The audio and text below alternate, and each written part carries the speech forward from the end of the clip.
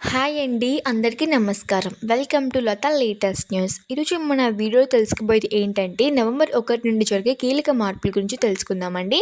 మీ జోబులపై ప్రభావం చూపించే అంశాలు చాలా వరకునే చెప్పవచ్చు. అలాగే ఒక స్మాల్ రిక్వెస్ట్ అండి, వివరాల్లోకి వెళ్ళే ముందు వీడియోని మొదటిసారి చూస్తున్న వాళ్ళైతే ఒక చిన్న లైక్ చేసి సబ్స్క్రైబ్ చేసుకోండి.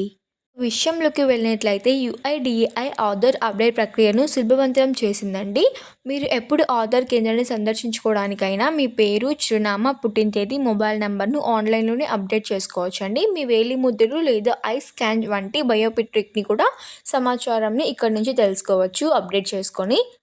ఇక ముఖ్యమైన విషయంలోకి వస్తే నవంబర్ 1 నుండి మీ వాలెట్ రోజువారీ జీవితాన్ని ప్రత్యక్షంగా భావింతరం చేసి అనేక కొత్త నియమాలను అమల్లోకి వస్తున్నాయండి. మీరు బ్యాంకింగ్ లావాదేవీలు నిర్వహిస్తున్నా, మీ గ్యాస్ బిల్లులు చెల్లించినా, మీ ఆధార్ను అప్డేట్ చేసినా లేదా మ్యూచువల్ ఫండ్స్ పెట్టుబడిని పెట్టినా ఈ మార్పులు ప్రతి చోట కనిపిస్తాయండి. ఇక మీరు సమయానికి ఈ మార్పుల గురించి తెలుసుకోకపోతే ఖర్చులతో ఆకస్మిక పెరుగుదల లేదా కొత్త విధానాలను కారణంగా మీరు ఇబ్బందులను ఎదుర్కోవాల్సి వస్తుందండి.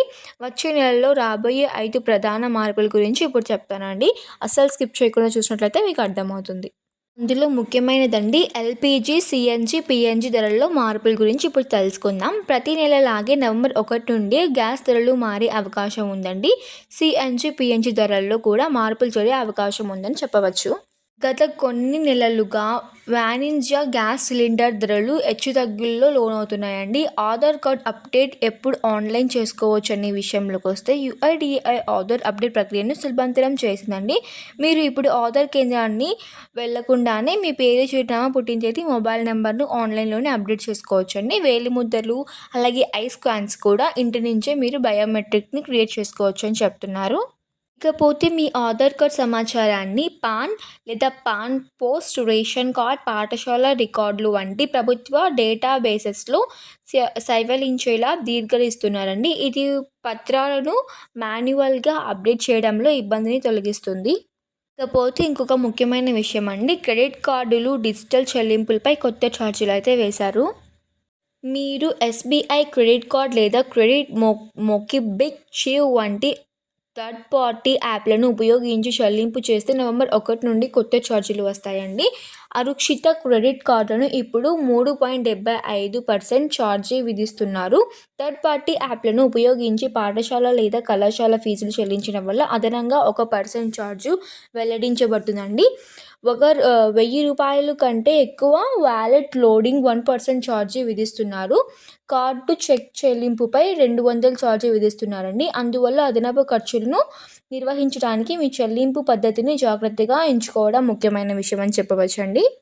మూడో ముఖ్యమైన విషయంలోకి వస్తే మ్యూచువల్ ఫండ్స్ పారదర్శకత పెరిగిపోతుందండి. అదేంటో తెలుసుకుందాం. మ్యూచువల్ ఫండ్స్ పెట్టుబడిదారులు రక్షిత పారదర్శకతను పెంచడానికి ఎస్ఈబిఐ కొత్త మార్గదర్శకాలుగా జారీ చేసిందండి. ఇప్పుడు ఏఎంసీ ఉద్యోగి లేదా వారి బంధువు 15 లక్షల సుమారు అంటే 1.5 మిలియన్లు దాటిన ఏదైనా లావాదేవీని కంపెనీ కంప్లయన్స్ ఆఫర్స్కు నివేదించాలండి. ఈ దశ పెట్టుబడిదారులు రక్షణను బలోపేతం చేయడం, ఏవైనా అవకతవకలను నిర్వహించడంగా లక్ష్యంగా పెట్టుకుంటున్నారండి. ఇక చివరిదండి, బ్యాంకు ఖాతాలో 4 నామీలను సౌకర్యంగా ఉంచుతున్నారండి. బ్యాంకింగ్ చట్టాలలో చేసిన మార్పుల ప్రకారం కస్టమర్లు ఇప్పుడే వారి బ్యాంక్ ఖాతాలు, లాకర్లు సేఫ్ కండక్ట్ కోసం 4 నామీలను నామినేట్ చేయవచ్చండి. ఎవరు ఏ వాటాను పొందాలో కస్టమర్లు నిర్వహించుకోవచ్చు. మొదటి నామినీ మరణిస్తే వారి వాటా శవలకాలంగా రెండవ నామినీకి బదువు అవుతుందండి. అలా అంటే ఆల్రెడీ ఒకరు స్టార్ట్ చేసిన ఖాతాదారుడు చనిపోతే రెండవ ఖాతాదారులకి అది వెళ్ళడం జరుగుతుందండి. డబ్బులైనా కానీ ఏదైనా కానీ ఆ వాటా అనేది రెండవ నామినేషన్ వారికి చేరుతుందని చెప్తున్నారు.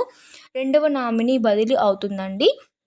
ఇక బ్యాంకింగ్ చట్టాలను పారదర్శకంగా పెంచడానికి, ఖాతాదారుల ప్రయోజనాలు కాపాడడానికి ఈ మార్పు అమలు చేస్తున్నారని చెప్తున్నారు.